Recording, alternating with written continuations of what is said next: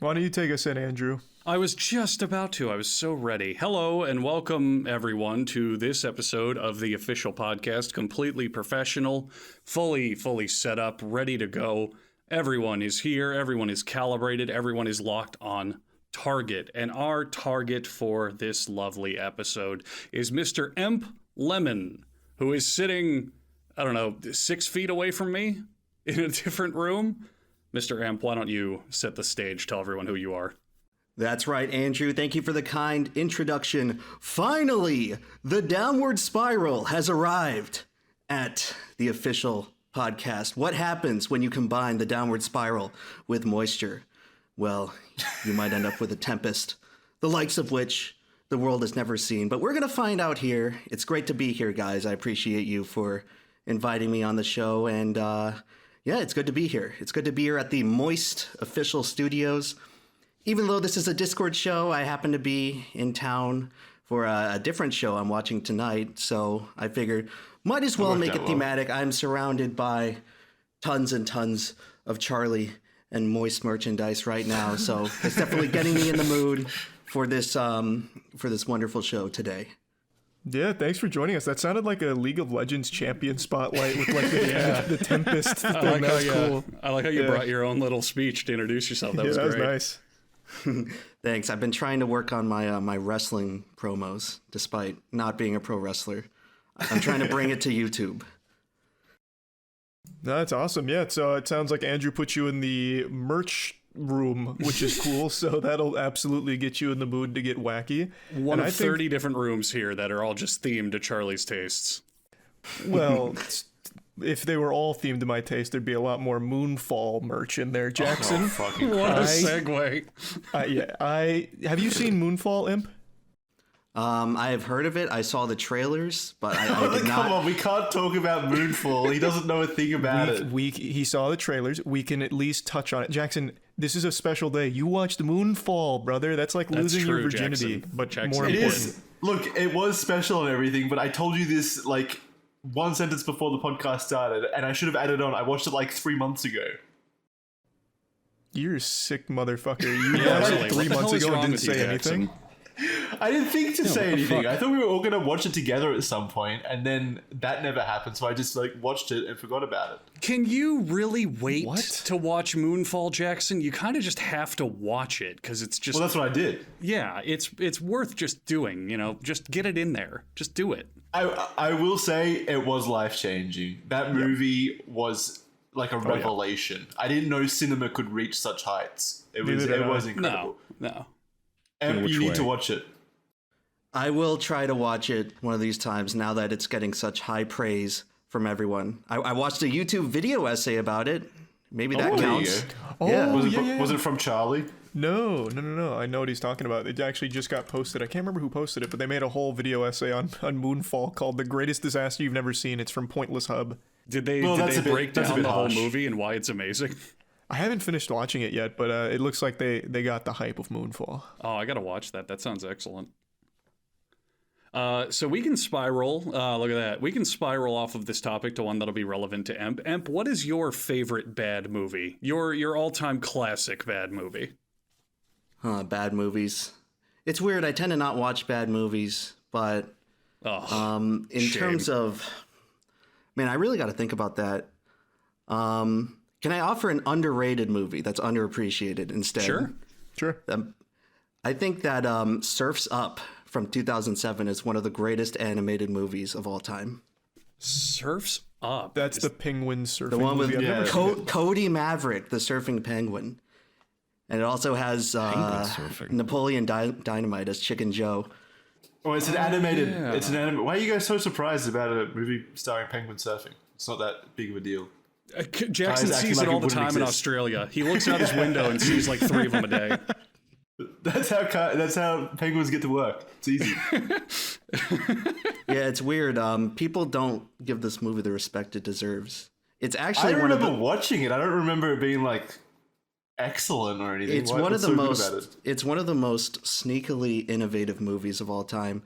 People think that like Avatar in 2010 was the first movie to like integrate sort of 3D spaces and just integrated camera work. But it was actually Surf's Up 2007 that pioneered this technology, where what they actually did to film the movie, they had a physical camera hooked up to a computer where they had rendered full 3D spaces.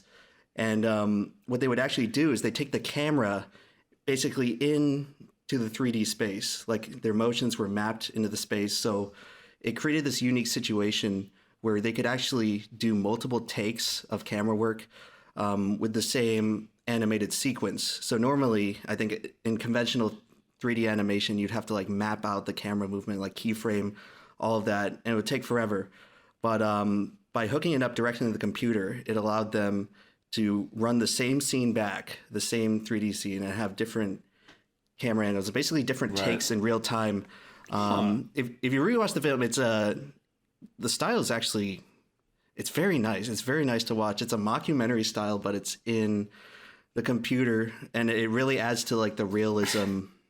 Well, it's talking of penguin surfing, surfing, right? Yeah, but realism of penguin surfing. Yeah, they mocap penguins and everything for the role. They put penguins in the computer. But like, you said like the camera is placed in a 3D project or whatever. Isn't that just like putting the camera in a Unity game project and then putting like, you know, game objects in there and then animating them? Yeah, I'm not move sure. the camera around then. I'm not sure the comparisons as it goes to game design, but they did build like fully fleshed out 3D spaces, because I think normally in animated movies you'd only build out where the camera is facing. Yeah, but of course. they built the full environment as if, I guess, it was a game world. And that's what it sounds like. Yeah, it gave that's how they do cinematics and game dev, I think. Yeah, so maybe it's more similar to that, but to put it fully into like a fully rendered 3D animated project, I believe it was the first time that integrated like 3D camera technology was used in a feature film. Right. Okay. So the filmmaking was impressive. Maybe not as impressive as Moonfall, but that's a conversation for a different day. Was the film itself, did it tell a compelling story? Was it something that got you emotionally hooked to the tale of surfing penguins, or was it just the filmmaking that was impressive? Yeah, the story is not like the most complex story, but I've been rewatching a lot of the clips from the movie, and the writing is tight. It does not really come off as like a movie that's deliberately made for children, like the Mario movie. It is it can be read well to an adult audience, and it doesn't seem like it's like pandering to children at all, like the Minions. It's nicely written, and the story's tight.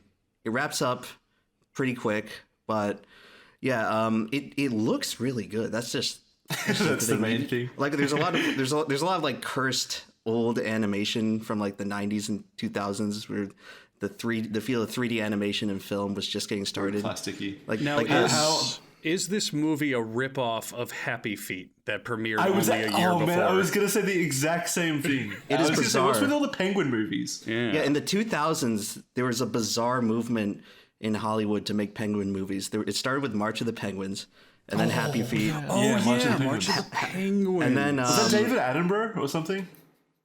Might be. Did he Might be. I think so. Well, more importantly, Jackson, much more importantly, is Happy Feet was directed by George Miller, who went on to direct Mad Max Fury Road. That was his training wheels. He was getting ready for it. That's what prepped him for the role, Yeah, just for some reason in the 2000s, there was this huge movement in Hollywood to make penguin movies, and then after Surf's Up, it was never again, unless you count Surf's Up 2 Wave Mania, starring I was gonna say Vince McMahon and Triple H, the classic. but that's not quite the same caliber that we're talking about here. Wait, whoa, wait a minute though. Surf's Up 2 has like all WWE wrestling cast. Yeah, it was Really? WWE sponsored, I think, right? They sponsored it. Yeah, it was like, I think it was a subdivision of WWE's film studio, and they also made one with Scooby-Doo. Yeah, the Scooby-Doo meets WrestleMania. That's where John Cena punches a boulder and it explodes. That's so fucking cool. I mean, it's cool, but the movie was trash apparently. So Maybe those are my favorite bad movies. I love campy WWE stuff. Those should be your favorite movies in general. Yeah, just like in general. I didn't know they did these crossovers. You didn't know about the Scooby-Doo one? No. What? There's this scene where there's a boulder going down a hill and the gang is pinned up against a cliff and they're like, we're doomed, we're dead. And John Cena's theme starts playing and he jumps down and he like either crushes it or throws it away, but he literally just attacks a boulder and he's like, you guys all right? It's great. Yeah, he disintegrates the boulder with his pure strength. There's actually a whole universe of WWE movies produced by like their in-house studio. There's like stuff starring The Miz, stuff starring Triple H. Do you remember I think it was the first one. Do you remember See No Evil with Kane? Maybe, yeah, maybe that was the beginning of the illustrious WWE films. Charlie, did you ever watch that? Was it? Yeah, See No Evil, the Kane horror movie.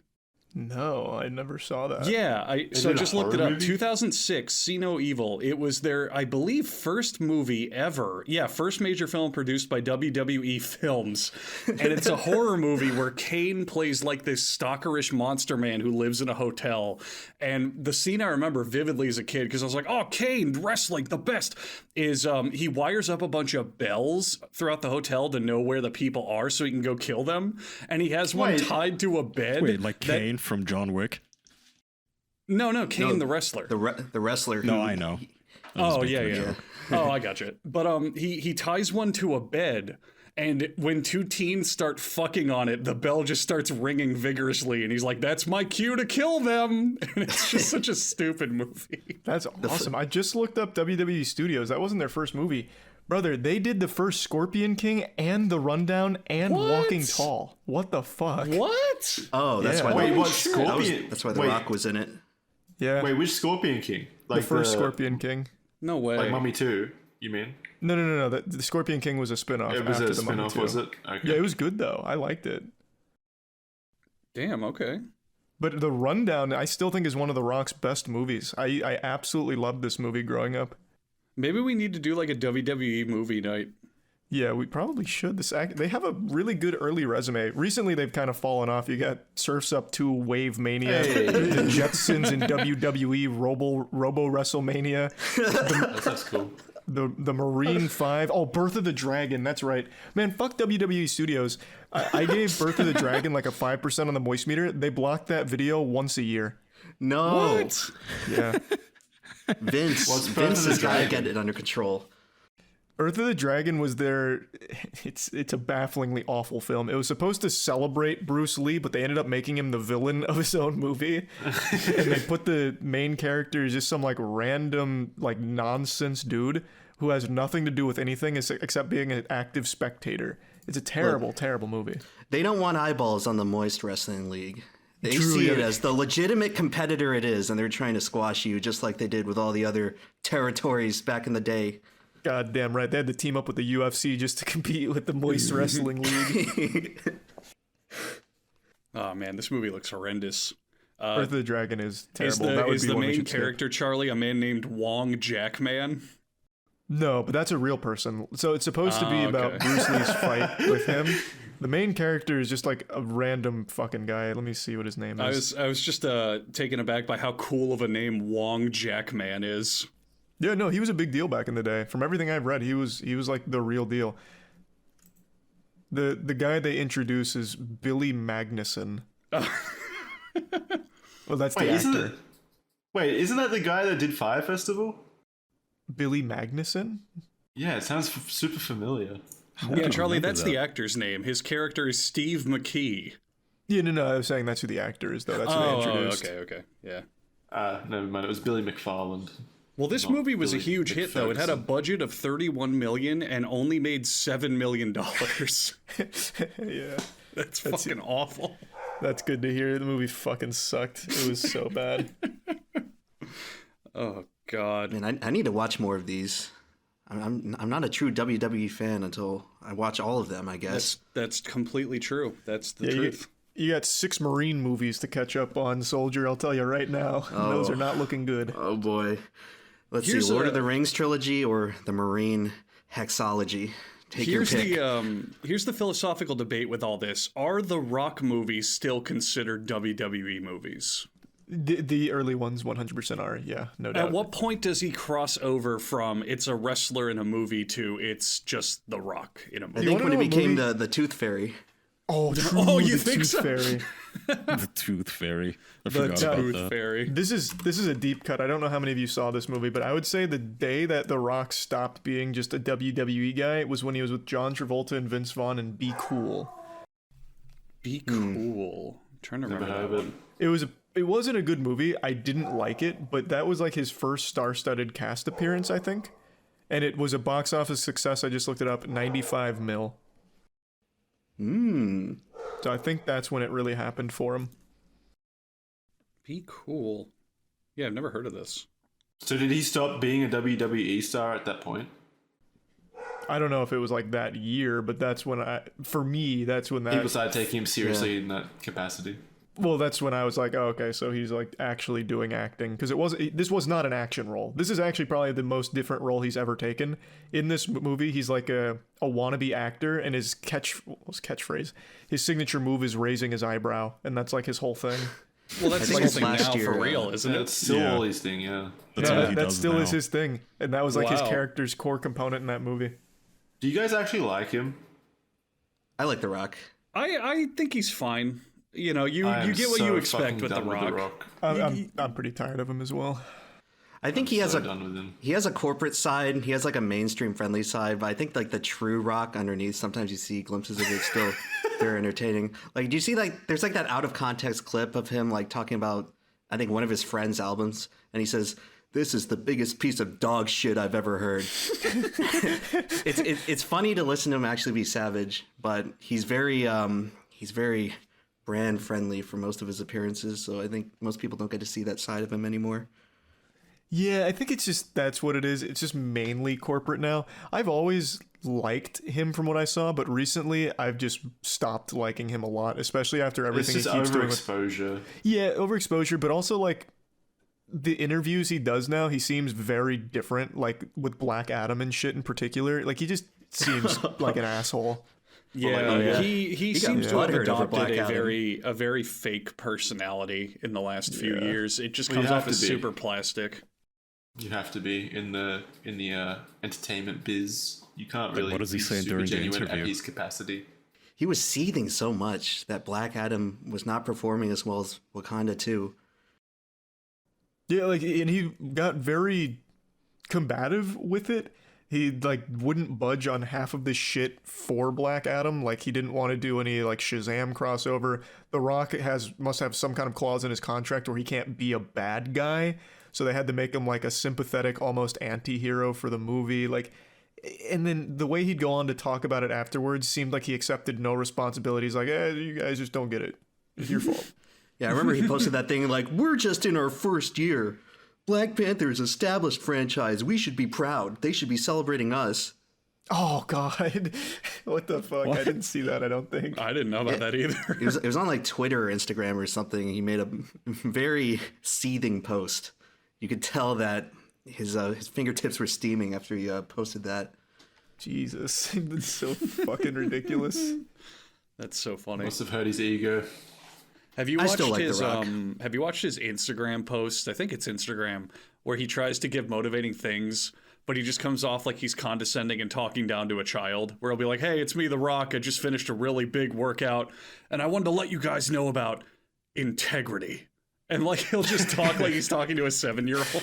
I've seen a couple of those. Like, they never rub me the wrong way, but he did one for the fucking Game Awards I'll never forgive him for, where Jeff Keighley's like, "And then here's The Rock to talk about," I don't remember it, but it was supposed to be gaming related. He's like, "Hey, this is The Rock. I'm here drinking my Zoa. Zoa is one of my new beverages you can find right now." Oh man, But oh god, I think you just reminded me of another one he did on Instagram where it was the same setup where he's in the gym and he goes, "I'm wearing my best Under Armour tee. It's really comfortable, but I'm here to talk to you today about strength. Thanks to Under Armour." It's like, oh god.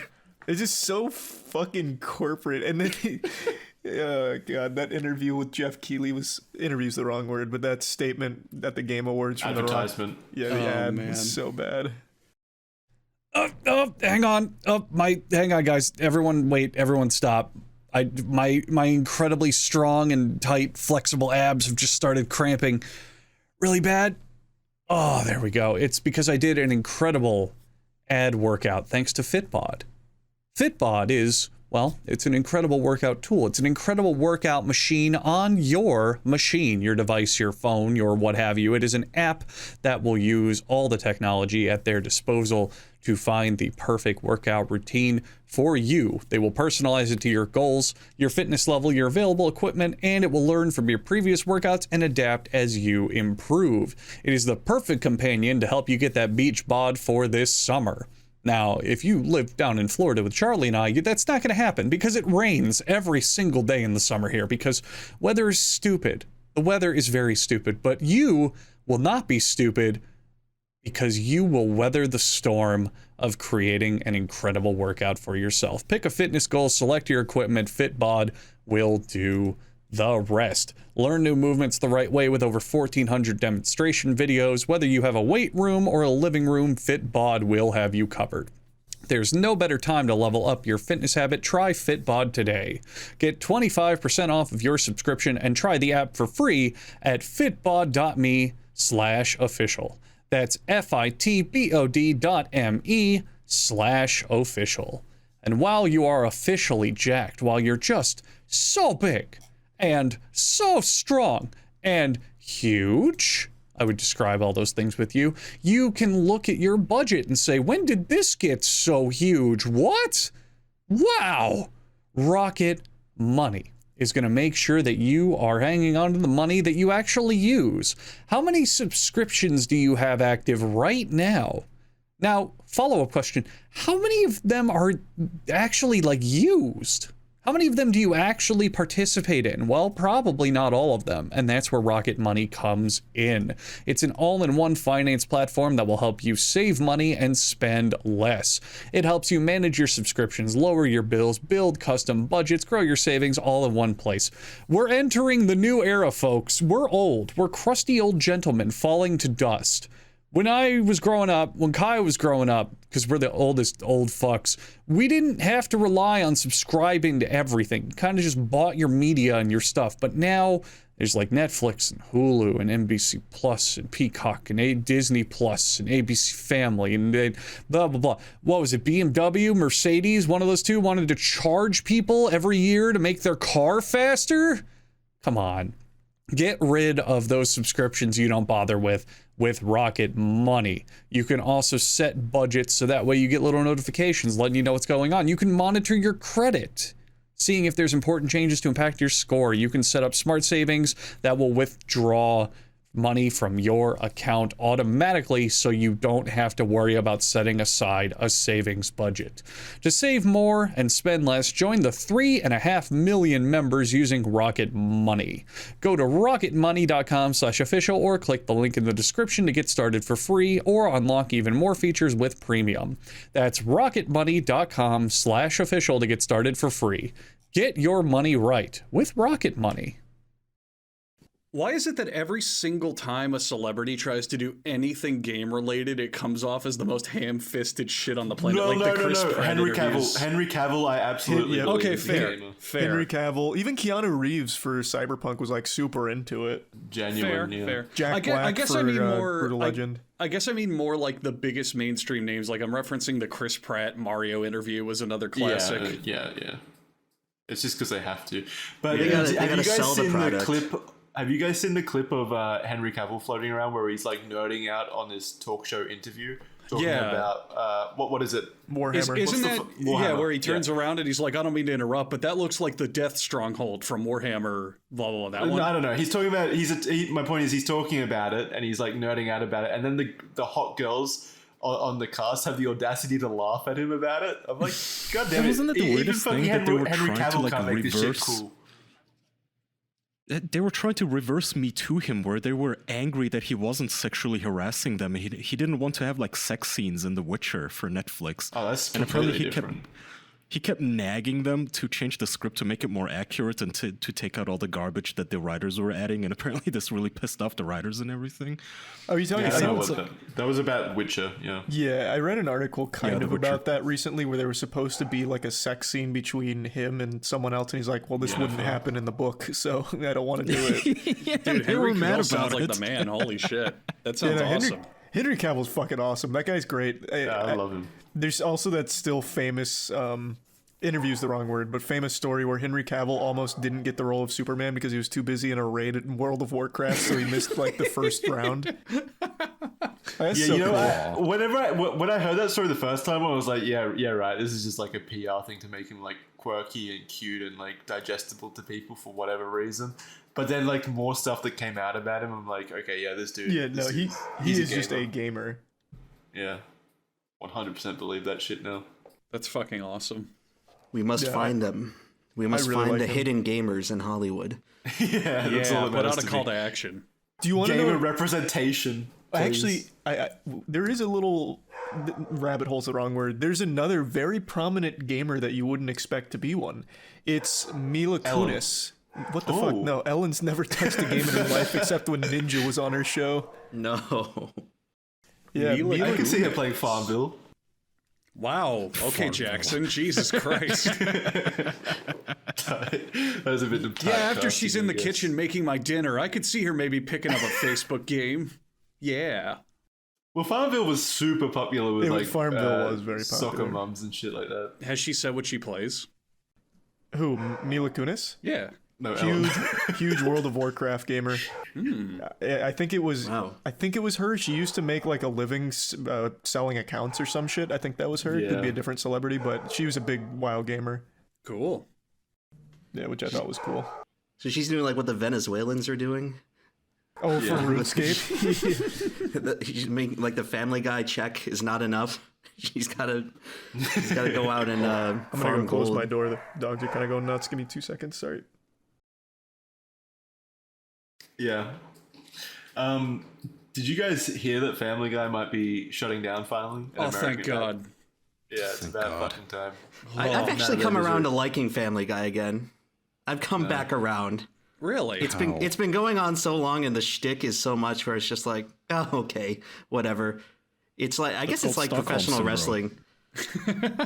No, I've gone through the cycle. Okay, first it was like, oh, Family Guy's funny, and then it was like, oh man, they're just trying really hard to be edgy. It's getting really uncomfortable. But now they've been around for so long, where this is just an institution. It's just an institution of Yeah, it's an entertainment institution culture. of insane people that watch it still. Yeah. I don't know What? if you've ever heard Family Guy described as edgy.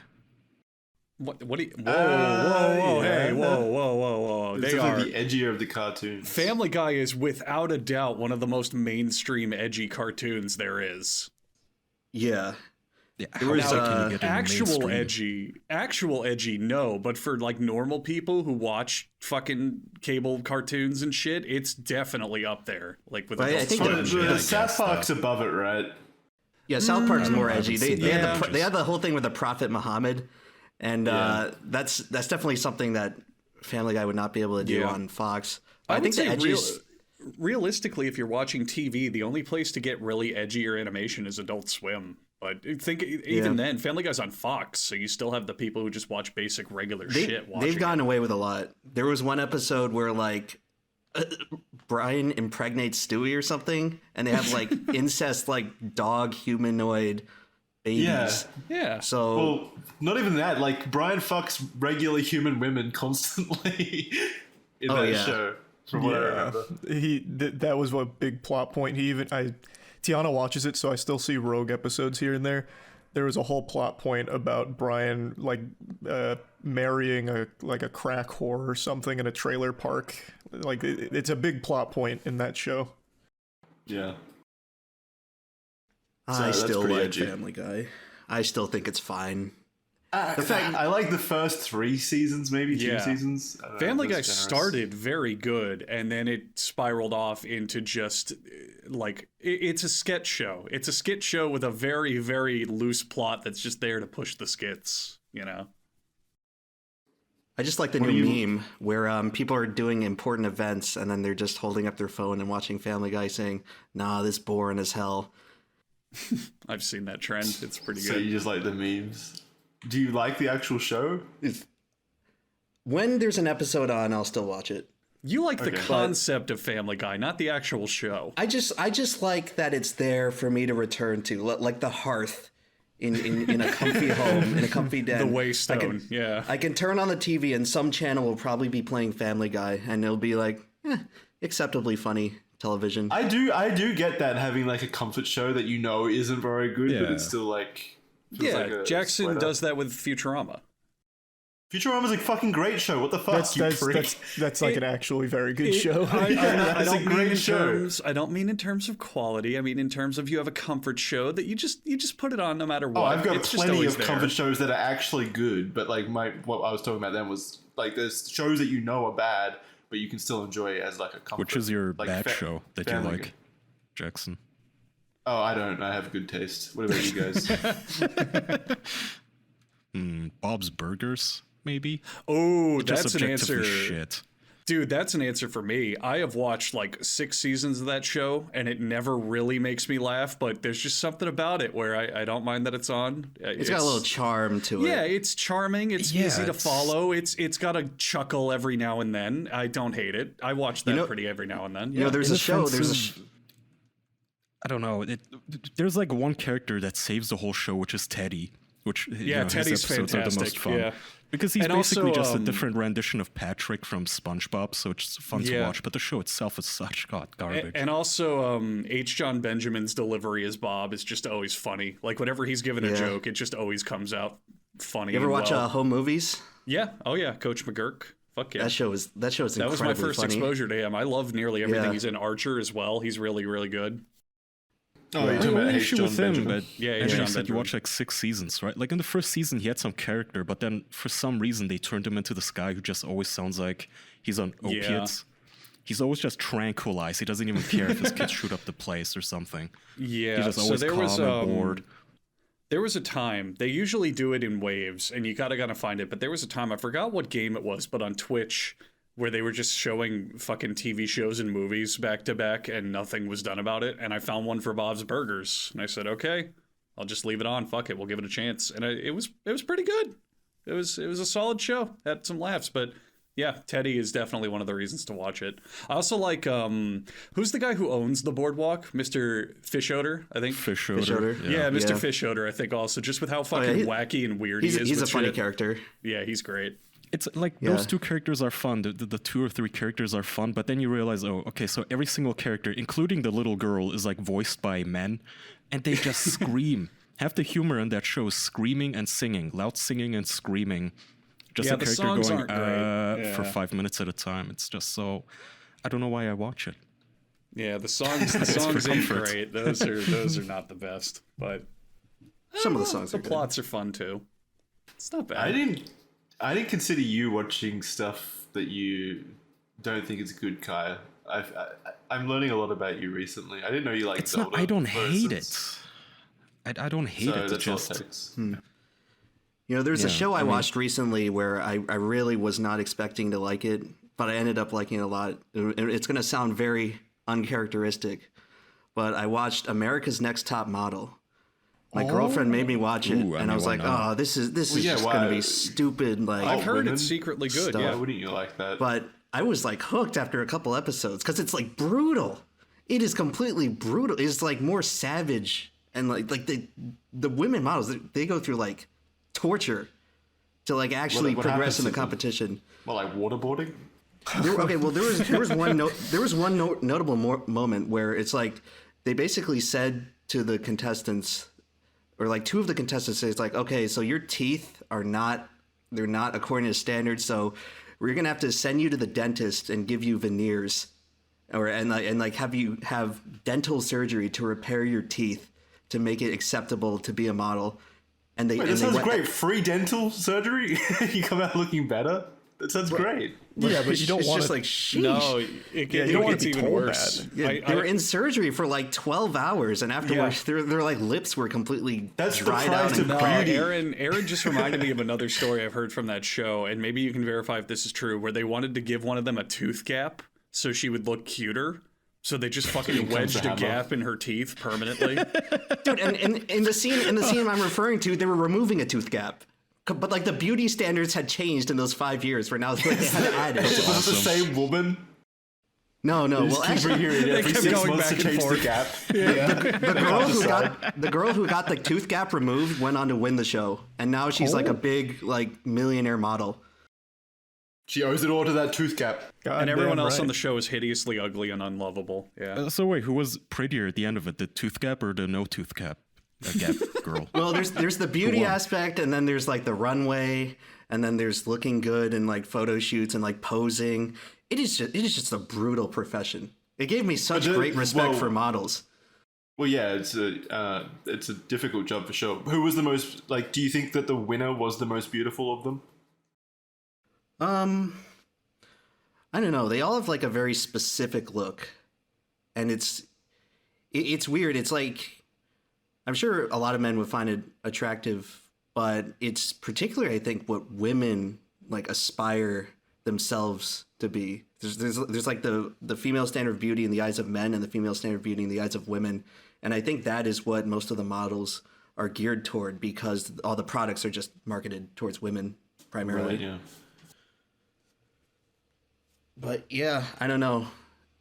I think probably like the most beautiful person, in my opinion, got eliminated like halfway through. But it's just because there's so much more. It's just such a multifaceted job where you have to have charisma in addition to being beautiful primarily. So that's Oh, didn't mean to interrupt. No, that you can go on. I was just going to ask, is it just charisma and looks, or do they also do like the talent show shit that they used to do at like runways and stuff, where it's like, and here's stand-up comedy from Miss Utah or something? I think there was talent competitions, but that was basically just used as a gauge for improvisation. When it comes to the photo shoots, that's pretty much all it is. That they have to find this intangible way to look beautiful and unique with these photo shoots. And they show them, they do the shoot, and then they go into post with the photographer, and they scroll through like 100 photos. It's like, this one's okay, these ones suck, these ones suck. It's like, sheesh, is just like the standard The models for usually doing do well. that. I would have just assumed that they just go there and get told what to do and how to like pose and stuff. No, a lot of the shoots, that's where I guess the artistry comes in. It's like the model has to do a lot of the work with just looking just the right way with the right posing, so it looks natural and confident and beautiful. And the photographers would basically tell them afterwards, it's like, you got no energy here, this one sucks, I don't know what you're doing here, you need to work on this. And it's just like, wow, they go through like 100 photos and maybe like 2 would be decent. Did they ever consider maybe the photographers just shit? Yeah, it could just be a bad photographer. Yeah, or they could be ugly. I guess the whole idea is Now you're Maybe on the to tooth something. gap isn't big enough. Yeah, maybe they should get rid of Widen all that of their bitch. teeth. No, Increase just the get gap. Samuel L. Jackson. Samuel Jackson modeling for Victoria's Secret. I'd buy whatever he's got. Oh wait, am I thinking of the wrong guy? Was it Morpheus? He's the guy with the huge tooth gap, yeah, right? yeah. Lawrence Fishburne. Fishburne. My bad. Yeah. You Lawrence could land the Fishburne, plane yeah. between that. Yeah.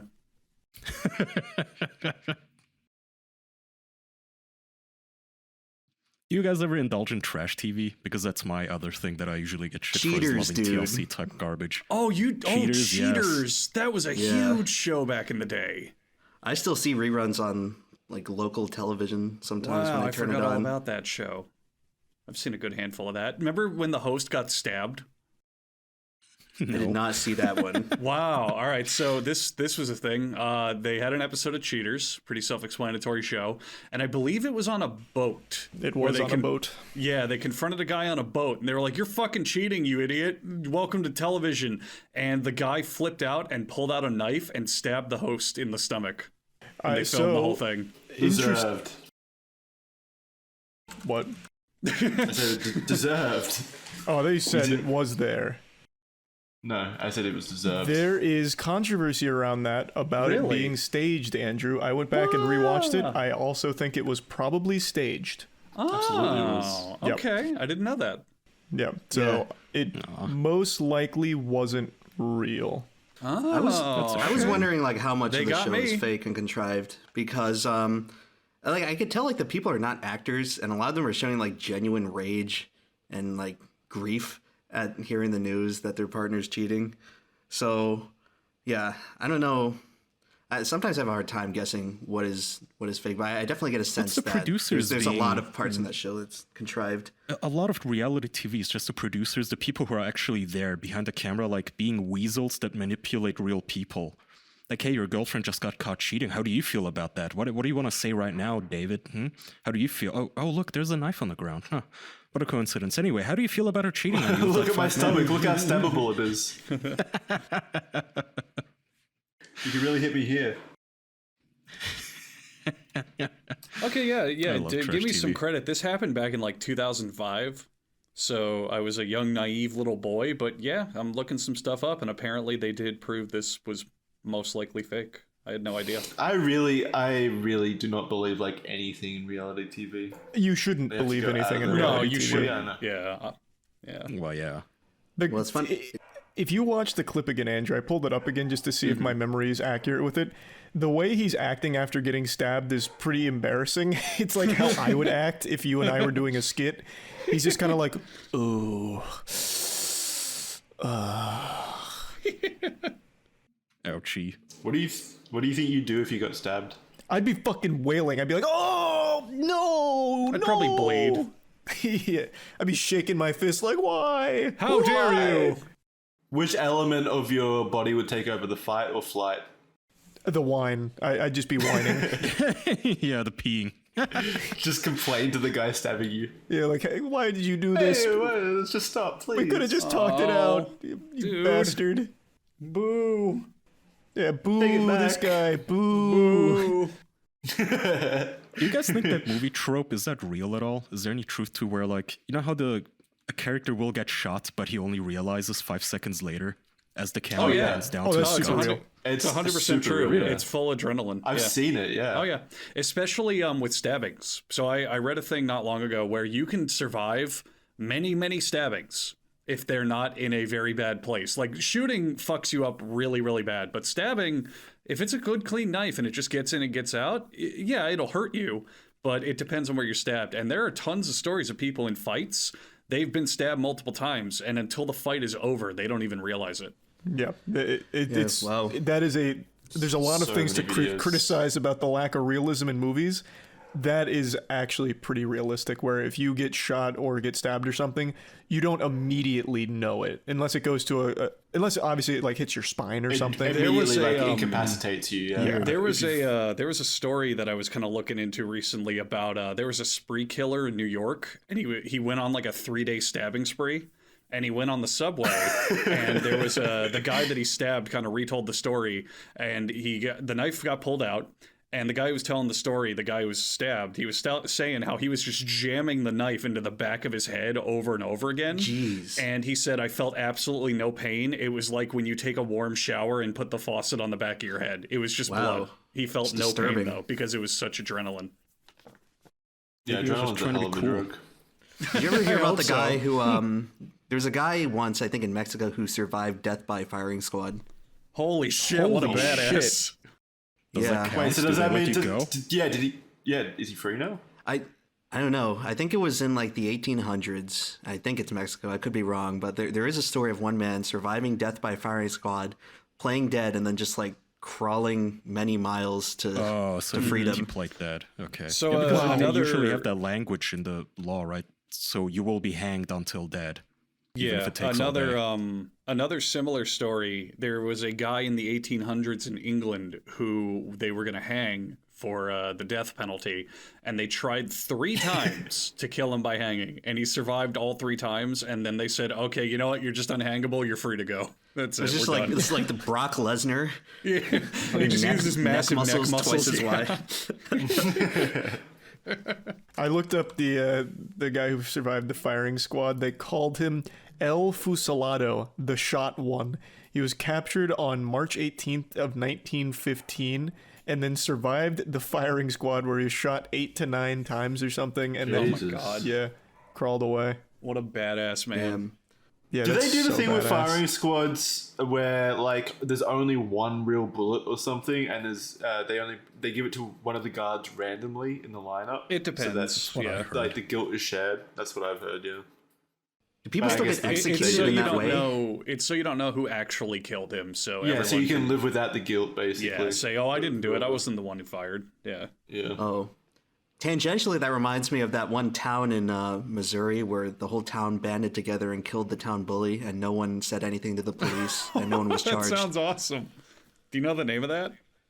I forget the name of the town, but if you look up like Missouri mob killing, it's apparently this extremely cursed and unfriendly town where I think one time like they found like this murdered pregnant woman with like her abdomen slit open. Kind of just a really creepy the town bully place. Yeah. Was it the village from Resident Evil 4? It sounds like a horror game. It sounds honestly like a real version of that, where there's still people who talk about, I think there's like YouTubers who try to visit the town now, and it's like this super hostile and unfriendly place. Holy shit. Yeah, the lore is that one day they got sick of the town bully and they just mob killed him, said nothing to the police, and no one was ever charged for anything. That's pretty fucking rad. How fucking evil must this bully have been to get on everyone's nerves like that, where they all agree, yeah, let's kill him? That's pretty nuts. Yeah, it must have been a real jerk. Out in Missouri, I think there's some bad medicine. Hard to say, though. Sorry for the viewers from Missouri if you think it's a great place. But this is... It's not. It's not? I've been. It's not. Oh. Yeah. I was out in Oklahoma, actually, a month ago, and it exceeded my expectations. Yeah, it was actually... I found the nature to be quite beautiful, and the people were nice and humble. Probably have to be if you're constantly at risk of getting annihilated by a tornado every spring, but I guess it's a nice place other than the constant threat of tornado destruction. So, Emp, I was doing some research on you before you came on the show, and I watched your most recent video just to get a feel for you, and it was on one of my favorite subjects of all time, rogue waves, which are like tsunamis on steroids, basically. Yeah. And I found that super fascinating, and it came at a good time as well with the dangers of water, because there's been some news over the last 2 days of someone falling off a cruise ship. This isn't wave related, but he fell off a cruise ship. And they lost him immediately. Yeah. He's gone. He's dead. Well, we don't know if they didn't find his body. He's dead. You want to describe that news? Well, yeah. The video? Well, I just did. But there's not much more to describe, is there? Yeah, okay, I'm just me, because years ago on the show, I think a long time ago, I said that my biggest fear ever was that I would be just lost in the middle of the ocean at dark. Yeah. Because you could just not see anything. You would just be lost. It was so fucking creepy with all the fucking... Nothing anywhere. Evil alien shit that's in the water, especially. So there's this video, which is super grainy. For somehow somebody managed to take a very grainy video in 2023. It's this apparently 18-year-old kid who jumped off the side of a party boat of some sort in the middle of the Bahamas. A cruise ship or something, yeah. That was pirate themed and was called like Blackbeard's Revenge or something. It was a frat boy boat, basically. Yeah, I mean, yes. He had just graduated high school, I think, and they were all partying, and the rumor has it, it's just a rumor, that he was dared to jump off the ship drunkenly in the middle of the night, which he did. And then everybody is like at the side of the ship as they're filming. Everybody's filming, everybody's like hooting and hollering, and they're like, that boy just jumped off the ship, bye-bye. As the kid is like being left behind by the cruise ship, because I assume that even if you do know that somebody capsized or fell overboard, you can't like stop a ship immediately, right? So it's gonna keep going. And in the water, which is completely pitch black, except three things: the kid, an orange donut, like the life preserver, and like something sloshing in the water, and people cannot tell if it's just a wave or a shark. Like a fin. No, it definitely. Yeah, like a fin or something. So I think it's a shark. From what I've read, it's not unusual for sharks to actually circle cruise ships to collect scraps. So that's what I read.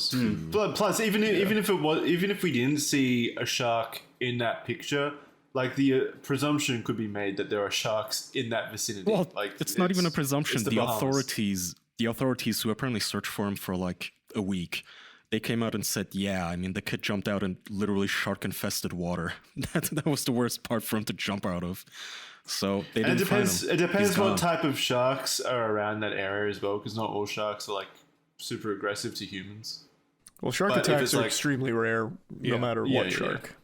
Yeah, well, yeah, but there are more aggressive sharks like tiger sharks and bull what sharks. I found interesting, and Kaya, you can confirm if I'm right about this, is they throw the life preserver, and some people on the boat are like, life preserver, get the life preserver, but he's like swimming in the exact opposite direction of it. Yeah, that's what I said in our topics channel too. It was so weird. Like, why is he swimming away from the orange donuts? Even if he couldn't see it, that doesn't really make sense for him to swim in the opposite direction that the you'd boat think seems he'd to be moving. at the very least swim towards the ship. Yeah, unless he saw something, sloshing around in the water. Yeah, unless he was sensing some sort of a fin or something under his feet. I don't know. It's so creepy. And then one of the articles I read had this passage, which I found kind of interesting. It says, going overboard on a cruise is a rare occurrence, according to experts. Between 2009 and 2019, so in 10 years, 212 overboard incidents were reported worldwide. That's a lot. Of those, only 48 were rescued. So it happens super rarely, but like 75% of the time, you're gonna die. That's if you awful fall off a cruise ship. That's fucking terrible. Wow. Well, it's hard to find you. Like you guys said, it's hard to stop the ship. It takes a bit of time to stop the ship, and by that point, like a lot of distance is covered, and people aren't usually good at like keeping their head above water in those conditions. It doesn't really have anything to do with that. It's the current. The ship is huge. It's creating big waves. The current pulls you. So you just immediately get separated very quickly. There's also the risk of just like fucking falling into the propellers. Of the ship. Getting pulled into the bow. Instant death. Yeah. Oh yeah, that would be fucking That's what I was horrifying. thinking about too. Like, that's gotta be really scary. You're basically getting blended. Yeah, but what would you prefer, getting blended or be like? Let's say he survives hypothermia. Let's say the shark doesn't attack him, and you're just left out in the pitch black middle of the ocean. Nowhere to go, nothing to do. You see the cruise ship just keep sailing away. Would you rather just be blended or sit there with that agony for however long it takes for you to run out of strength and die? Of not knowing when you'd be dragged under by either your own exhaustion or some other creature. That'd be in any case, I'd rather option. die in a plane crash. I think I finally found something that terrifies me more than horrible turbulence, and that's the thought of just being that kid, as just the darkness as it swallows you, everybody on the cruise ship, all the fucking drunk assholes yelling, bye-bye. That's the last thing you hear on Earth. You just hear the party boat driving off. The fucking loud dubstep. They start throwing beer bottles at you. They're having a good time. You're dying. It sucks. That's the worst. That's fucking awful. It's weird. It's probably people just, they never think the situation is as dire as it is, but 25% survival rate, that's just terrible odds. Wow. Yeah. That's not good. I've never really even considered like a cruise overboard, because like in my stupid brain, I'm like, oh, you just, stop the ship or swim back. Yeah, there's like hundreds of people. They'll see you. Yeah. Surely someone will come out to get you. Never thought about it. Like, you would think, if you just asked me unprompted without this news, I would have just thought, can't they just put like a little vessel down in the water and like go get him back or something? Don't they have spotlights on the ship to find him or something? But the ocean is large. Yeah, and and continually moving as well. Yeah, the ship's moving at what, like 50 miles an hour, and it probably it'll probably take 5 to 10 minutes for the emergency signal to get to the chain of command before they can issue anything, and then by then it's what, like 20-25 minutes. Not only all of that, so there's also the fact that all the waves in the ocean are moving you around, and the fact that while they get to the chain of command, they have to say, okay, exactly when did he fall out, so we can look up what our position was on the GPS. You don't have an exact landmark. Yeah, dude, that's awful. And everything. Yeah, I already didn't like cruises as it is, but now I don't know if I'm ever going to go on. I would never. You've scared me away for the rest of my life. They sound like the worst thing in the world. Have you guys ever been in rough sea? I have been on 3 cruises, Jackson. Well, no, I mean like maybe not in rough sea. I've never been in choppy international waters. I don't think on a boat. Okay, I meant like in choppy water, as in like sitting in the water yourself. Like swimming.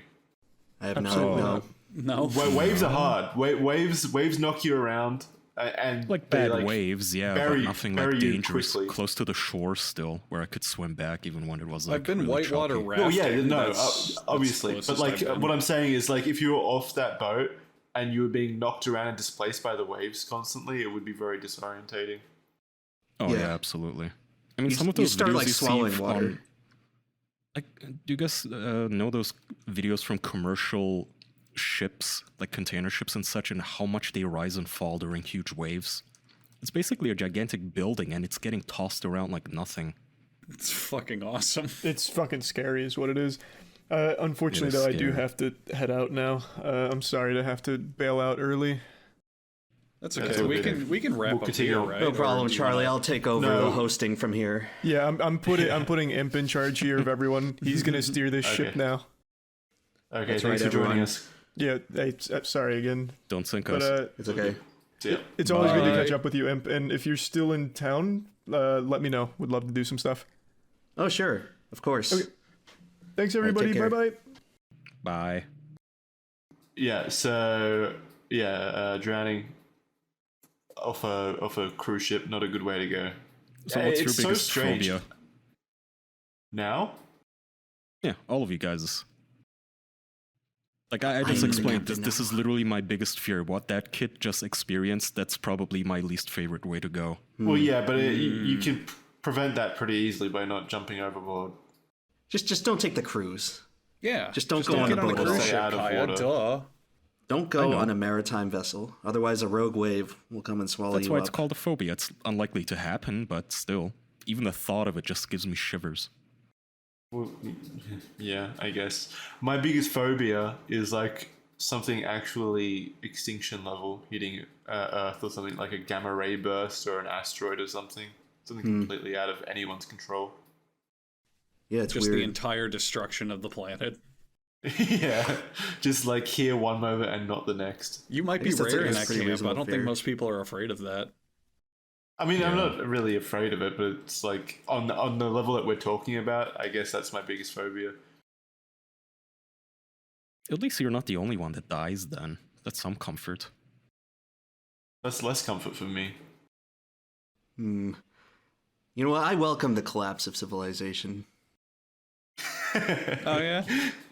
Charlie leaves and we're immediately just defeatist. I hope the universe. Oh no, ends. the spiral has taken over the show. Charlie was the one thing no. warding it off. Charlie's positivity. We are Yeah, his now optimism. entering the downward side, the D side of the official podcast. So you do a lot of interesting like video essays now, right? Like the That's right. Rogue Wave video was one of them. What's Yeah. the most interesting video you think you've put together in the last few years? I think my best work so far is the video on the Talladega Curse, where That was I a don't know really if you've good one. Seen Yeah. that one, but there's a NASCAR track called Talladega Superspeedway out in Alabama, and it has played host to some of the most bizarre, morbid, and uncanny circumstances that basically NASCAR as a sport has ever seen. And the lore goes all the way back to the Muskogee Indians used to have that as their native lands, the Talladega Valley out in north central Alabama. And after they were removed in the Indian Removal Act, the legend goes that a shaman cursed the land and all future inhabitants for those who may rest on it. And then 130 years later, they built the biggest track. It's actually the biggest oval track in the world. And They basically, not hear about the curse before they started building them. well, it was cheap land out in Alabama. you gotta find somewhere to build your 2 2/3 mile Yeah, super let's speedway. put the most dangerous sport to mankind fucking on this cursed land. It plays Okay, into but a are you role because superstitious? it was immediately the fastest track on the circuit. So the cars Okay, were going it's worth it. at dangerous speeds, and the speeds kept creeping up. And in 1987, I believe, there was it was the fastest pace, the fastest qualifying in NASCAR history, where the pole speed was 212 miles per hour. And now in IndyCar and F1, open wheel sports, they hit these speeds, but the cars are significantly lighter. A NASCAR stock car is about 3,500 pounds. And for them to be going at that speed, hitting like 215 on the straightaways.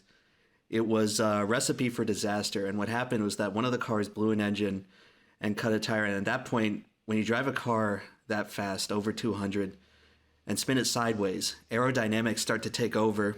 And the car basically lifted into the air and was headed directly for these stands. Into the crowd. Yeah, and it just happened to hit at a precise angle where it hit the wall slightly before it hit the fence, and it kicked it away. It kicked it away from the stands at the last second, but that would have been a 100-plus fatality event. Fatality, 3,500-pound race car going into the spectators at 200 miles an hour would have been disastrous. Could have been the end of NASCAR entirely. But luckily they got clipped away at the last moment. Has an event like that happened in NASCAR's history where like crowd was... There is an event in Le Mans, 1955, at a Circuit de la Sarthe in France. There's the 24 Hours of Le Mans, an annual event. And in 1955, there was a Mercedes race car that got clipped into the stands, and it killed 80 people and led to like the ban of racing in Europe for like 2 years. That is nuts.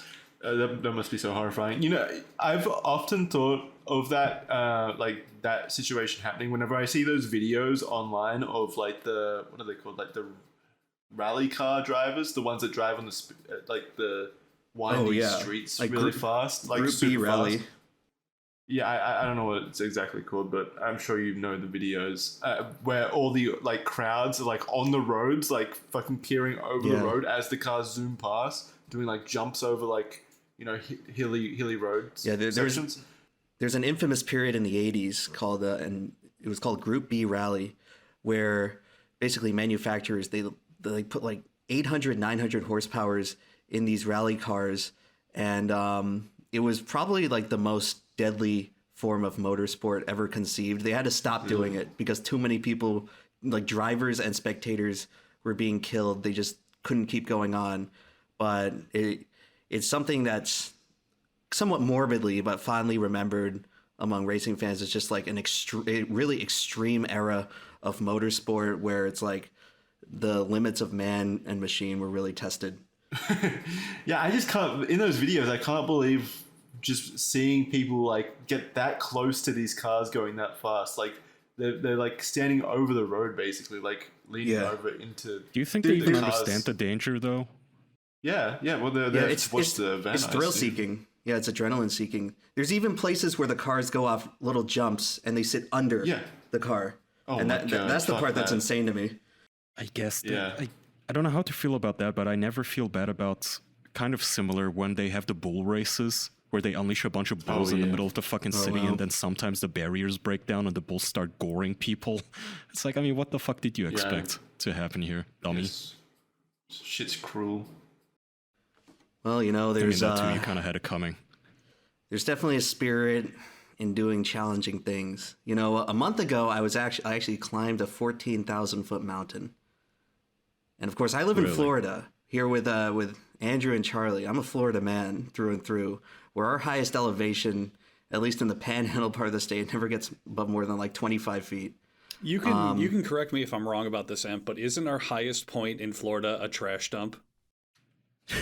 I think it is. I think there's definitely one of those. I think technically the highest elevation is up, like in the panhandle. I wish.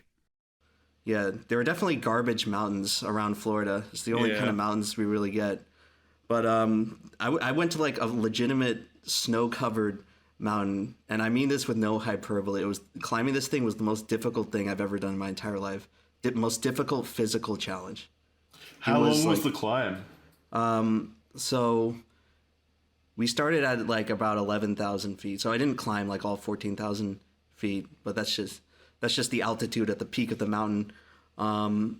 It was about 3,200 vertical feet, which doesn't sound that bad because we're used to thinking of things in like horizontal distance. It's like, it's like 2/3 of a mile up.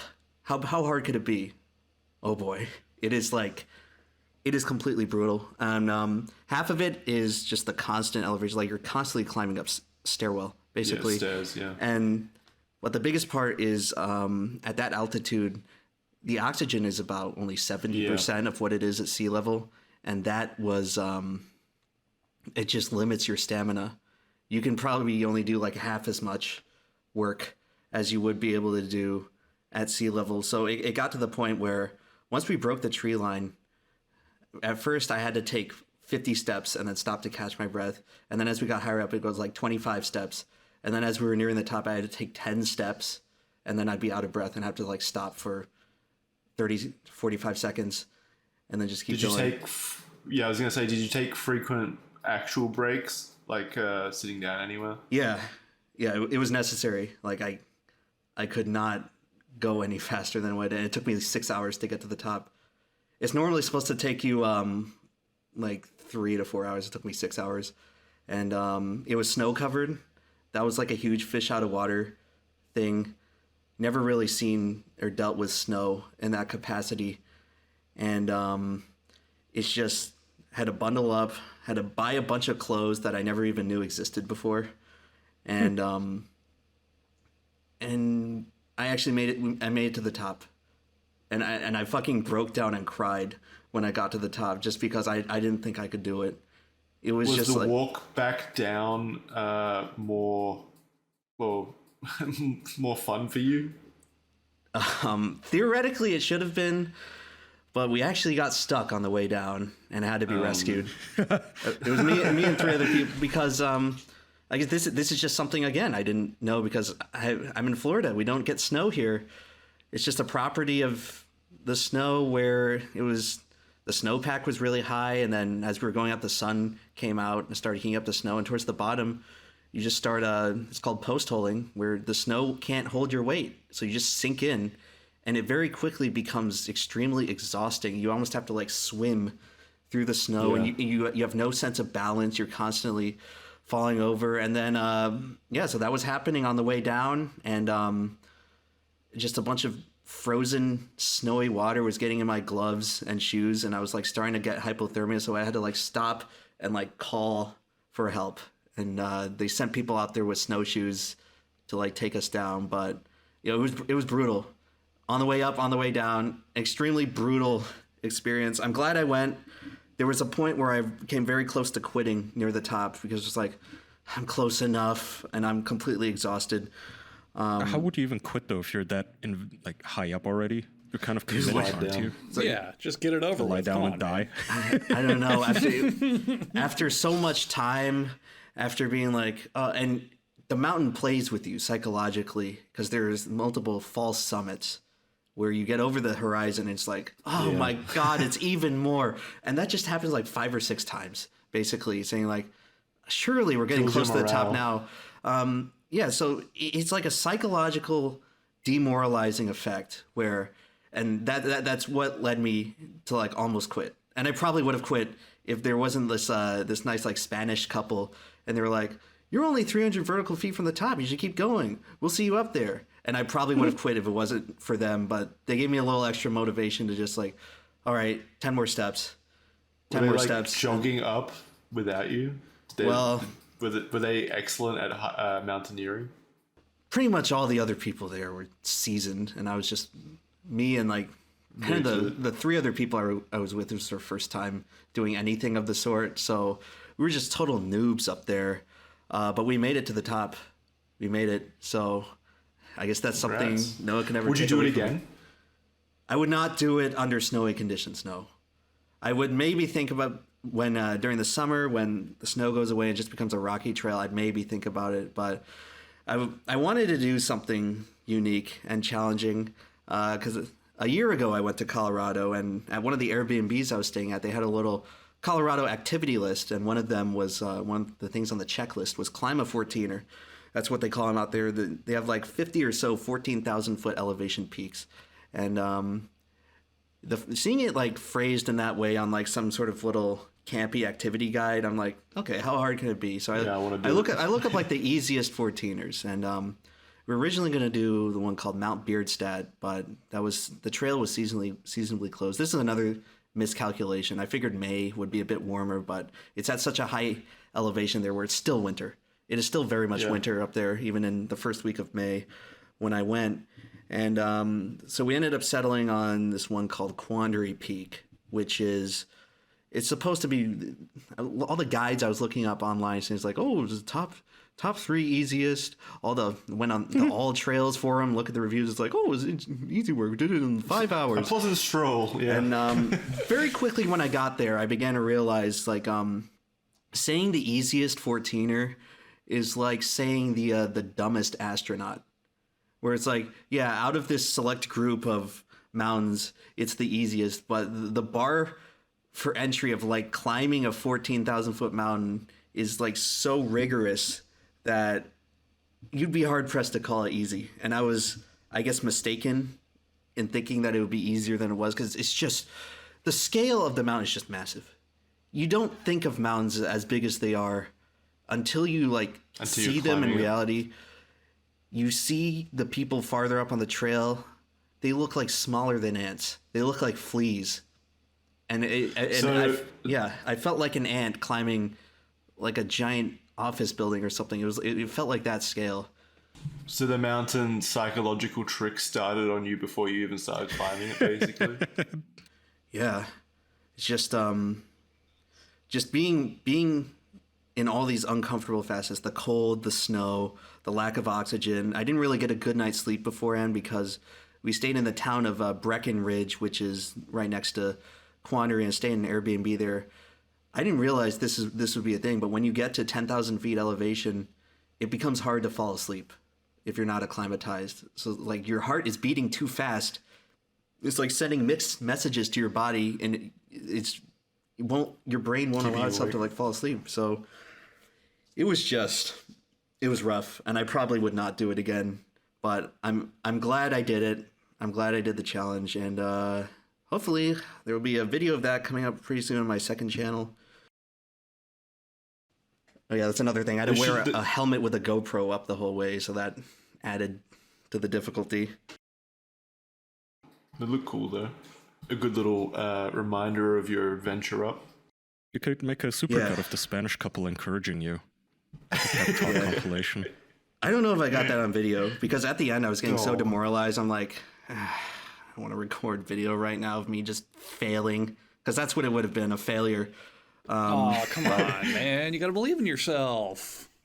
You gotta cut out all the like footage of you crying and trying to convince yourself to keep climbing it. Yeah, the audience doesn't know any of that. You could literally just have stood, I don't know, a couple feet up and said, "Oh, I'm at the summit. It's beautiful."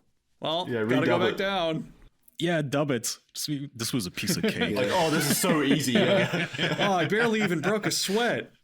Yeah, listen to me breathing a lot right now. Yeah. just get a green screen and a picture at the top. Yeah, fuck the mountain. Do it at home.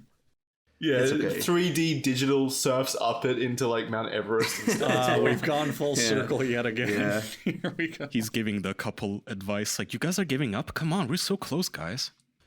I've been doing a lot of traveling lately for sure. Probably the most I've ever done. Getting kind of exhausting, to be honest, but I'm about to have a month break with no traveling. Yeah.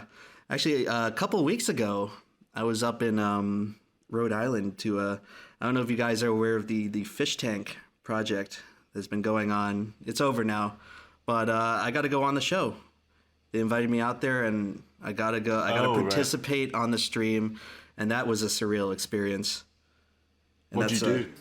I made them cook me vegan food and served me like it was a chop challenge. And that was some sort of a taste tester or food tester for poison. It was not good. Okay. But basically, I got a bunch of, the ingredients were not really fresh. I got a bunch of prepackaged frozen food from Walmart, and they had to make me a meal out of that. And then Airsoft Fatty chugged a bunch of milk and then spat it out all over a bunch of people's food that they were actively cooking, and they had to throw it out because it's not vegan when you put milk on it, so they got disqualified. But True. Yeah, that was that project was simply astounding. I was astounded when I got there. I know nothing about it other than like Airsoft Fatty is on it, and what's his name? Basically, it's Sam Hyde. Yeah, so it's a show by it was a project by Sam Hyde and Jet Neptune.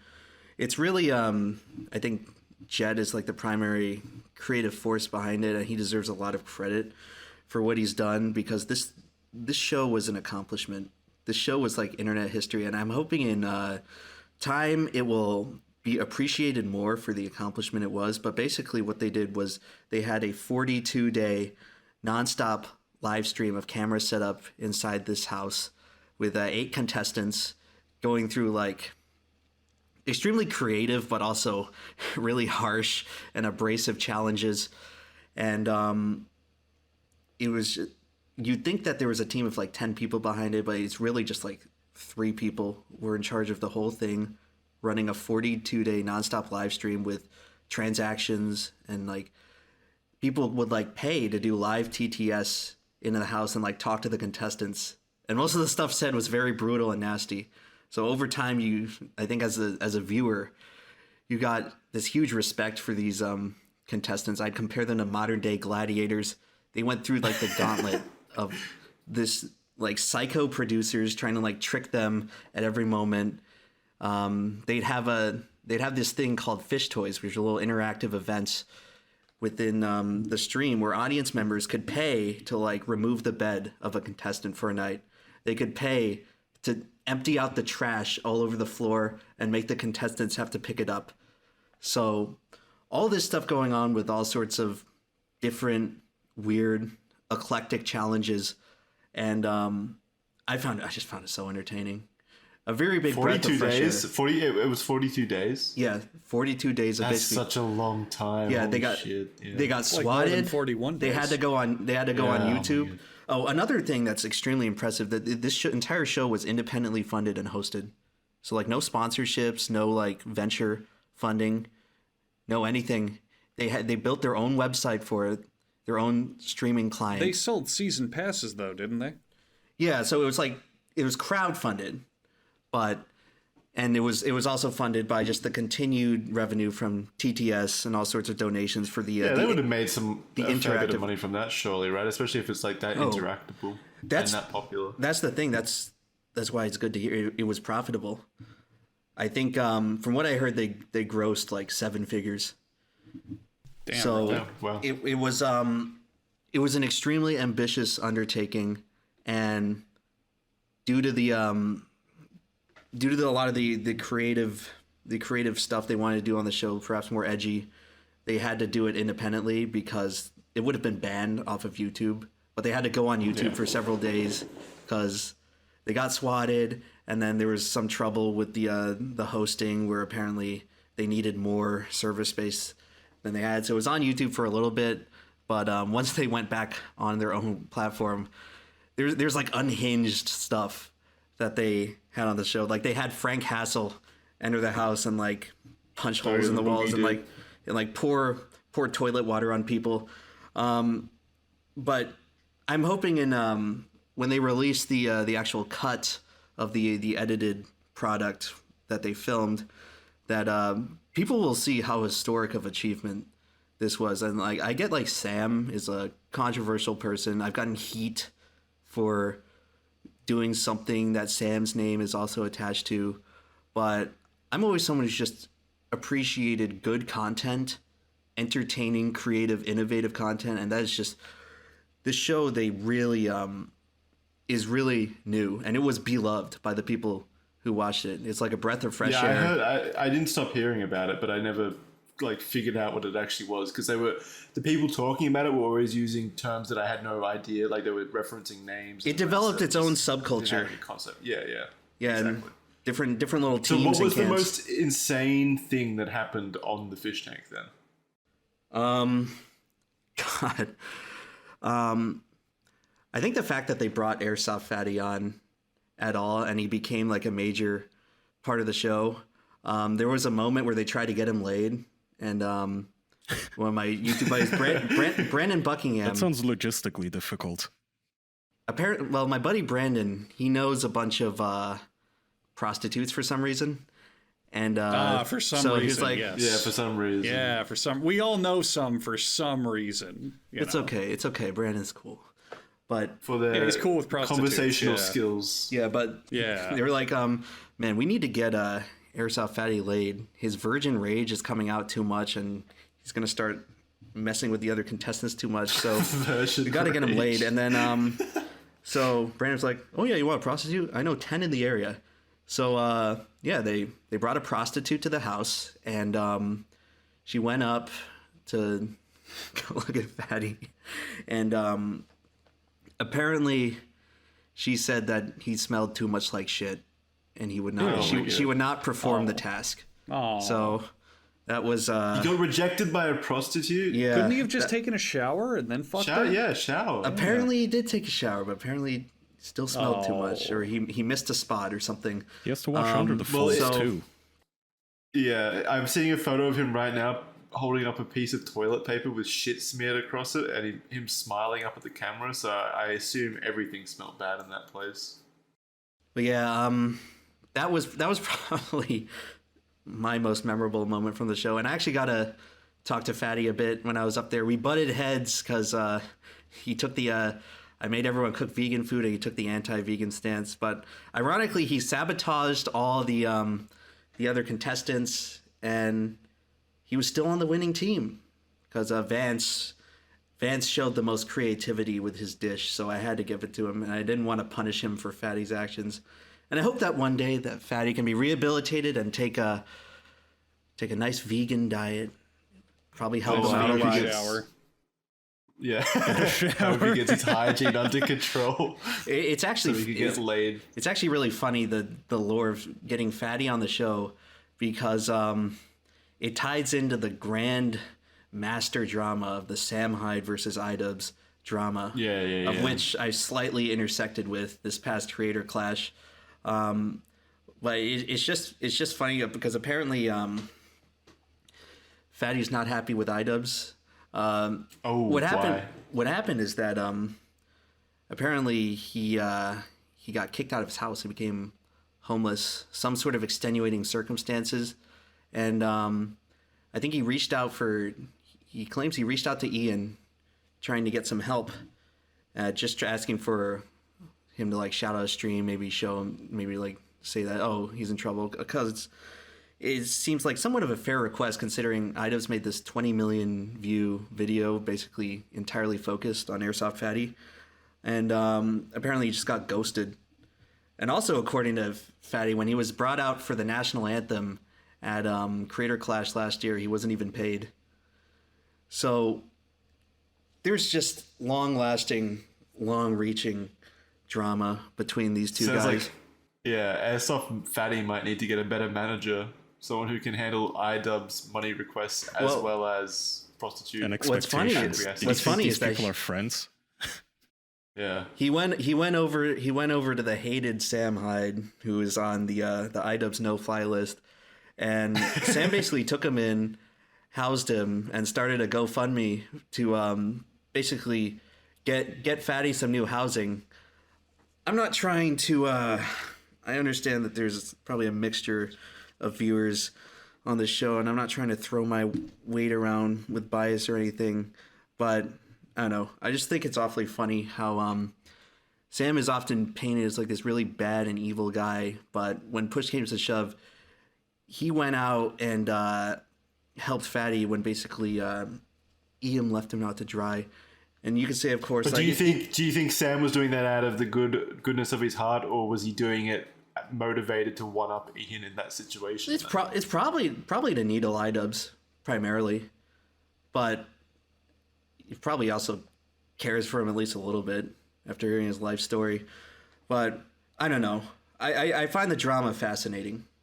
It is like it is like YouTube course altering fascinating. I don't know. One day there might be a video on it. I find it bizarre that this one man, without doing anything, has turned into the boogeyman. That like a bunch of LA people just fear to the point that they cannot even say his name. It's so bizarre. Sam has a checkered past. Do anything. He has a checkered past. He's very politically incorrect. He often says and does extremely shocking stuff just because he's a shock comedian. I think the big issue a lot of people have with him, like one time he made a donation to the Daily Stormer white nationalist website or whatever, and a lot of people use that as proof that he is like a white nationalist himself. I think it's important to understand the caveat that he is a shock comic. He does shocking, irreverent, and edgy things, which is ironically what makes the drama so interesting, because someone like iDubbbz, that's kind of how he rose to stardom, doing a lot of the same stuff that Sam does. And while the tide has turned culturally, where you're no longer allowed to be as politically incorrect as YouTube was back then, Sam was kind of a stickler, where he got kicked off of Adult Swim. His show World Peace got canceled because he was allegedly putting in like anti-Semitic imagery or something. And I read into that a little bit. I think it's also because Tim Heidecker really hates him, and Tim Heidecker has a ton of pull at Adult Swim. There was big drama between Sam and Tim Heidecker. A lot of internal politicking, a lot of stuff that may not even be revealed. But basically, Sam was banished, and I don't think you can find World Peace on any official thing. He got completely blacklisted from the main entertainment industry. So he basically became one-man band and started a Gumroad where his projects were funded entirely by user donations.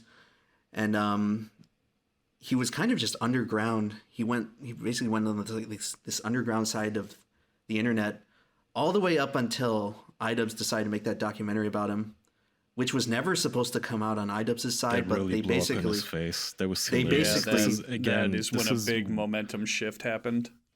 They basically forced his hand. Makes it even funnier that they're all fearing like this man who they poked him. I mean, that's all what iDubbbz was trying to make a mockumentary in the same style as Louis Theroux. You know how Louis Theroux would go to the Westboro Baptist Church and just film them being goofy and at their protests being ridiculous, and then slow pan to their signs and then ask them like deadpan questions like, what does your sign say? And then they would say something like, dead soldiers go to hell. He was trying to make that sort of an easy hit job, and it didn't work at all. He did the same thing with Airsoft Fatty before Sam Hyde as well. Yeah, he did. He did an Airsoft Fatty documentary. Yeah, it's basically just the TLC you go for the freak show. Hanging fruit, you think, okay, washed up Nazi Sam Hyde, and then he went there, and the problem is he's neither as competent or funny as Louis Theroux. He got outsmarted by Sam, basically. Not even outsmarted. Like, Sam Hyde didn't even do anything mean. He just kind of goofed on it. He trolled him by not taking it as seriously as iDubbbz takes himself seriously, which you could tell that's what got to him the most, is that he wasn't being taken seriously. He really got pissed at that. I think in a lot of the post interviews after the fallout was coming out, Sam has gone on the record and said that he anticipated that iDubbbz was coming out there to punk him and basically spin the whole video, the whole iDubbbz documentary, into saying that, like, look how much of a washed up loser this guy is. And so what he did was basically come out with like this Google Doc of like 6 pages of bullet points the of Google like Doc was awesome. Comedic three Stooges hijink ways to screw with iDubbbz, like having fake poop in the office, having like one of the guys like talk to him about just crypto for an hour. And I had like daily Lego unboxings or some shit like that. Just unboxing Lego when he's trying to get the interview audio. The mantra of think it, dream it, do it has still been a consistent running thing through his content now because of that. Yeah. This might be the greatest drama in YouTube history in terms of in other words, it's not drama. worth watching at all. I don't know, man. It's just so self-inflicted. It's just hilarious. As like this guy is just trying to have a good time with his crew, and iDubbbz is standing there like Kyle Broflovsky's cousin, just awkwardly hunched over. Cousin Kyle. Yeah. But it just was so completely weird. Oblivious to all the jokes, just completely awkward and out of his depth. It was so bizarre to watch it unfold. And then they turned the tables on him. That's the thing. iDubbbz is used to being in control. He released his own version, which was the Cope edits, basically, where during the interview at the end, he has to smash cut to a 10-minute segment of himself explaining that he is not butthurt. And he has to remember the PowerPoint slides that he had, where he was explaining comedy, post-comedy, and post-comedy or something like that, where he was trying to explain that, well, you see, Sam Hyde is post-comedy irony, so he actually is a Nazi. Welcome back to Behind the Meme with iDubbbz, where we explain the joke for 10 minutes. But yeah, it's good to show that he really hasn't proven that he's been butthurt in the 2 years since. But yeah, I remember when that documentary came out. It was good. It was well edited.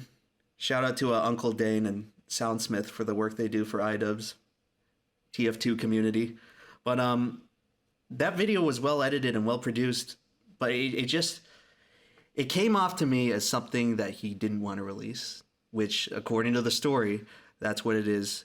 Because I think they filmed in like March of 2021 or something, and he sat on his thing for 9 months, and Ian did. He sat on it for 9 months, kind of stewing, I think, at thinking about like, this is gonna make me look bad and weak.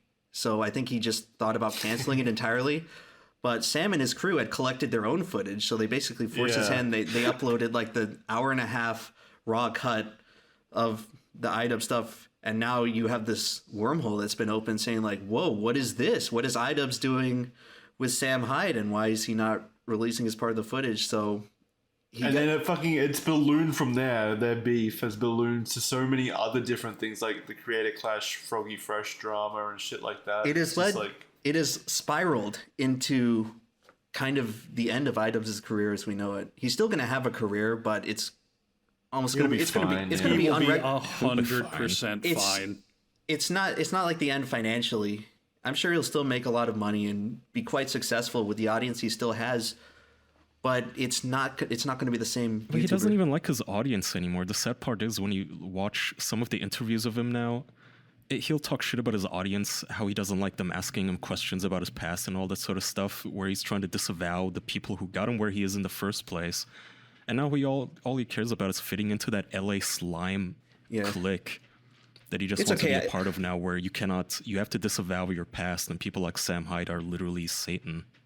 It's okay though. I don't like iDubbbz's audience either, because I've been sticking my neck out for Froggy, and I've had a significant amount of blowback and like rage directed towards me for simply saying like, why was Froggy Fresh removed from the event unceremoniously? I don't mean current audience. I mean past. I always find it really shitty of anybody, any celebrity or content creator, when they turn their back on their past audience. Even if you change, you don't have to like disavow and condemn them as like basement dwelling losers who just want to scream the N-word at people or something. Like I don't know where this guy got off on taking himself so seriously, doing a 180 from his days of screaming N-word, F-word, and eating like hair cakes and toenail cakes on video. Yeah, there's like, a you're tremendous not this impressive and serious of a person. Like, calm down a bit. There's a tremendous straw man that's been going around from the pro iDubbbz people who think iDubbbz did nothing wrong in his handling of the Froggy Fresh situation.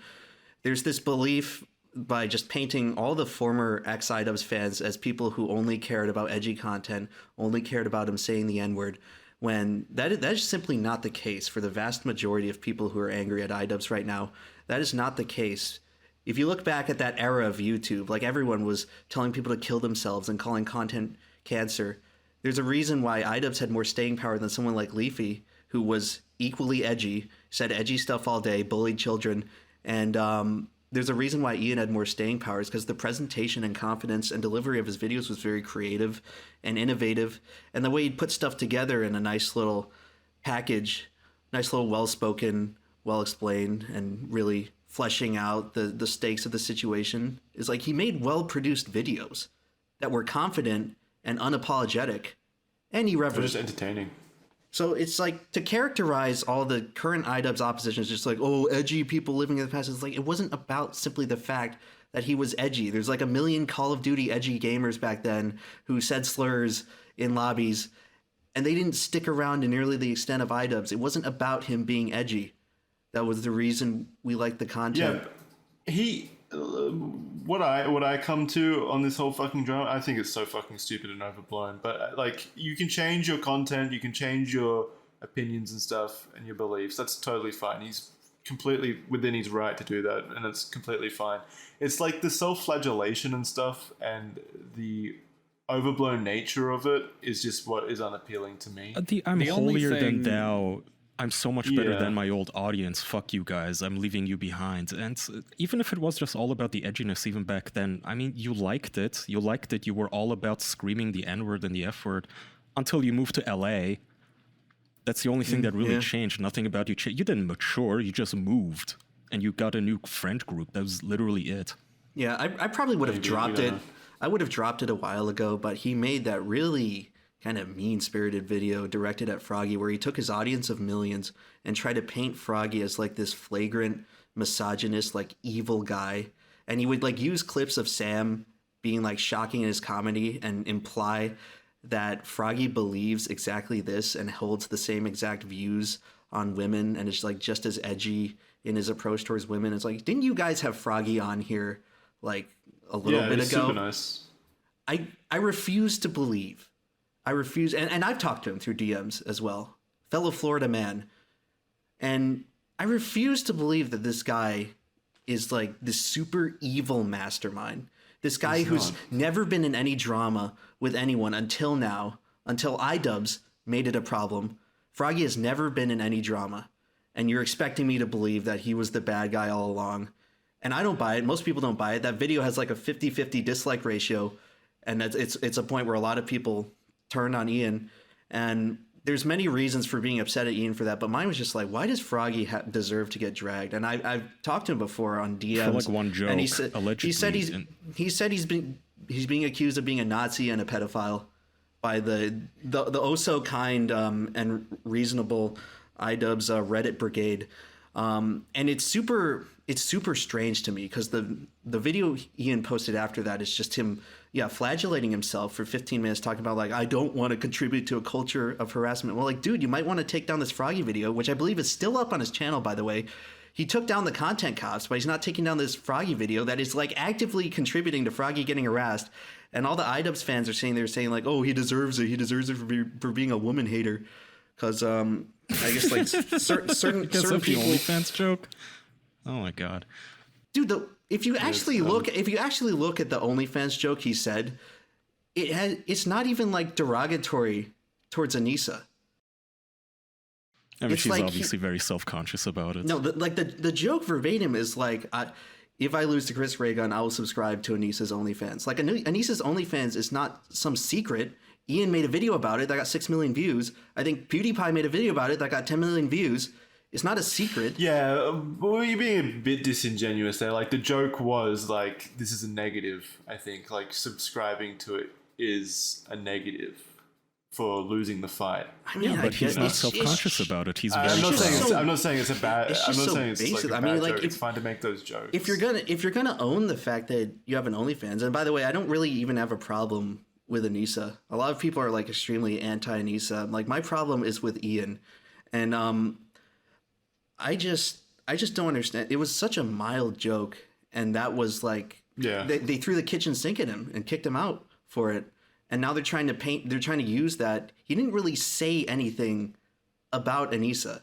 He stipulated she had an OnlyFans, which is public knowledge. Ian made a video about it. PewDiePie made a video about it. So that's why I don't think it was the joke. I think it was literally just that Froggy had a connection to Sam Hyde. I'm telling you, that guy is their boogeyman. Probably that. He's Baba Yaga to these people. He's like the invisible force in the Final Destination movies that all the characters are trying to avoid as being the next one that gets clowned on. Well, like, did you watch Ian's? To him. Did you see the part in Ian's response video where he tries to justify that Froggy was banned for hanging out with Sam Hyde, even though the timing doesn't make sense, because that was known for 2 weeks before he got banned, that he was training with Sam Hyde, and after he made that joke against Anissa, he was instantly kicked out. So that doesn't add up the timeline based on what's being explained. But he shows the receipts of his texts with Froggy, trying to like paint himself like, look, I gave him so much warning. And if you actually read the text, there's a part in it where Froggy explicitly asks Ian, am I allowed to continue training with Sam Hyde, yes or no? And Ian doesn't answer the question. He continues using this passive-aggressive, weak, middle-grounding language. And it leads me to believe, like, Ian, if you had this much of a problem with Froggy training with Sam Hyde, just nip it in the bud immediately. Just put your foot down. If it's going to turn into this whole horrible career-altering thing for you in the future, why not just tell him no in that moment? But he wouldn't tell him no. Froggy asked a yes or no question. Can I continue training with Sam Hyde? I hope they keep going. I don't know what to tell you. I find this very amusing. I don't get angry at any side. I find it very amusing how Sam Hyde, without lifting a finger, can beclown this many people by their own actions. it's always hilarious. Like when, you know, those video compilations now of Hassan during some Twitch convention or something, and people just ask him, they just bring up Sam Hyde's name and he starts screaming at them, threatening to call security and whatnot. It's like the man isn't even there. Just a mere mention of him makes you convulse like a bad curse. It's funny it's crazy. to me. I hope it continues. I don't know. I want to see more of iDubbbz and It's Sam so Hyde. funny because I think the reality of the situation is that Sam Hyde is kind of ambivalent about it at this point. But he just says stuff to stir the pot and get attention on himself for marketing. But there was the whole thing where he was playing like the fake Sam Hyde in a dress infiltration, where he like talked about hiring 50 other 6'4" guys to try to break in a Creator Clash. And dude, they amped up the security at Creator Clash. They had facial recognition software. I know, Andrew, you went. I don't know if you went through like the main security, but I saw the things. Like they had little LED monitors with like computer tracked squares that would show on people's faces. I saw it. So they definitely they had to beef up the security out of the Sam Hyde infiltration threat. It's fucking nuts. Yeah, like a horror movie villain. All right. We gotta wrap here. Andrew's laptop's almost out of battery. I've got about like 20 minutes, not even. Alrighty. Shout out yourself. Where can people find you to continue? All right, I am EmpLemon on YouTube. If you want long-winded documentary type stuff, I don't tend to like to toot my own horn. If you like it, you like it. If you don't, whatever. But you can find me there, EmpLemon. I'm also on Downward Diary on YouTube. It's my second channel, which I'm trying to start with more basic vlog content. Trying to copy Charlie, as you can see, the Charlie formula for success. I grew my hair out too. So, there we go. Yeah, if you want the EmpLemon downward spin on just, I guess, random stuff I'm complaining about, you can find me there, Downward Diary. And also, I'm on Twitter at EmperorLemon. But I don't know, people on Twitter just follow me and then complain and are pissed off that I don't think that's just Twitter, man. That I don't think Froggy Fresh is a misogynist, but whatever. It's just Twitter. Well, that's where we'll have to disagree. Alrighty, thank you everyone for listening to this week's episode. As per usual, patreon.com/theofficialpodcast for bonus episodes and episodes of Podophiles. Uploading a brand new episode of Podophiles today or tomorrow, whenever it's out by the time this episode's out, so you can go listen to that at Patreon. That's everything from us. Thank you for watching, and we'll see you next time. Bye. Thank you for having me on. Take care. Bye.